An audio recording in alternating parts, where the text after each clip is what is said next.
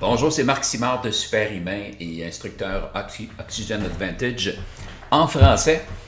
Euh, je reviens sur cette étude-là qui a démontré une hypertrophie chez les sujets qui faisaient des exercices de respiration pour respirer moins, en fait, pour réduire leur taux de saturation d'oxygène et puis lors de l'entraînement. Et c'était fait avec un groupe de 13 hommes en santé. Et ce que je veux dire, en fait, on va expliquer tout d'abord quels étaient les entraînements. On s'entraînait un bras, ok? Pas les deux bras, mais un bras pour comparer les deux. Pendant 8 semaines, pendant 2 mois. Et c'était à raison de 3 fois par semaine. Et l'entraînement consistait à faire 10 répétitions de l'extension du coude, en fait, pour travailler le triceps. Donc 10 répétitions au maximum, avec le maximum de charge. Et on faisait ça 3 sets, comme ça, avec 1 minute d'intervalle, donc 1 minute de repos entre les 3 sets. Voilà.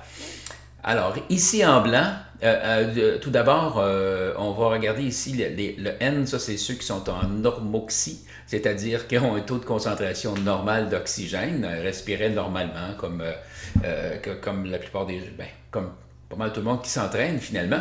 Et le H ici, c'est les sujets qui étaient en hypoxie, donc taux de saturation d'oxygène dans le sang qui était plus bas. Et ce que l'étude a démontré, c'est qu'il y avait sécrétion, entre autres choses, là, parmi les effets de ça, là. Mais il y a une sécrétion d'hormones de croissance qui est beaucoup plus élevée chez les sujets qui sont en mode hypoxique. Et c'est ce qui fait, entre autres, que les muscles vont avoir tendance à se développer plus rapidement. Alors, du côté gauche ici, ça, c'est le bras qui a été entraîné. Et du côté droit, c'est le bras qui n'a pas été entraîné. On peut voir dans les deux cas, il n'y a aucune différence.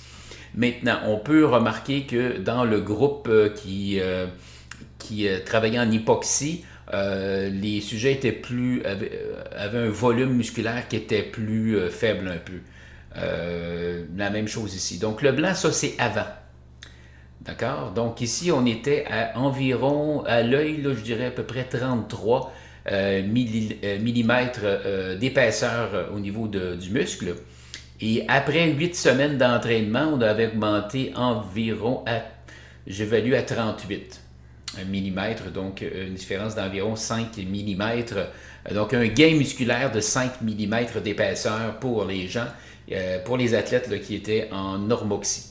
Maintenant, en hypoxie, on peut voir qu'au départ, ici, on était approximativement à 31 millimètres d'épaisseur et après entraînement, on était environ à 37 millimètres. Donc, une augmentation là, qui était beaucoup plus grande chez ces sujets-là, donc d'environ 33% si on remarque au niveau de l'épaisseur en millimètres.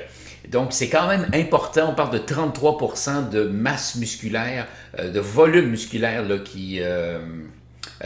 supplémentaire pour les gens qui ont fait exactement le même entraînement pendant 2 mois, mais dans un mode hypoxique, donc en respirant moins, en ayant un taux de saturation d'oxygène dans le sang plus faible que la moyenne des gens. Donc, je pense que c'est concluant. C'est une petite étude. Je peux vous montrer ici, on a plein de... il y a beaucoup plus de détails sur cette page-là. Ce site-là va un peu plus vulgariser tout ce que je viens de vous dire, mais il y a aussi un tableau très intéressant, si je peux le retrouver, qui est ici. Particulièrement les tableaux C et D, qui nous montrent les points noirs, ça c'est en hypoxie, les points blancs c'est en normoxie, et qui nous montre la différence entre le taux d'hormones de croissance chez les sujets donc, qui faisaient des rétentions respiratoires. On peut voir que dans le diagramme, ça commence avant. L'hypoxie va commencer avant parce qu'il faisait sans aucun doute, là, c'est simple à comprendre, c'est pré-workout, donc avant l'entraînement, commençait déjà à faire des exercices de rétention respiratoire pour diminuer leur taux de saturation d'oxygène et pendant l'entraînement. Et là, on voit donc un taux d'hormones de croissance beaucoup plus élevé dans ce cas-là. Même chose pour les lactates, même chose aussi pour le cortisol. Alors, on peut voir dans les diagrammes, c'est un peu moins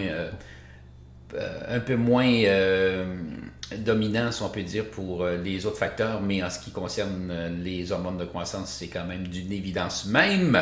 Et c'est pour cette raison on est arrivé, en fait, avec une progression musculaire beaucoup plus rapide chez les gens en hypoxie.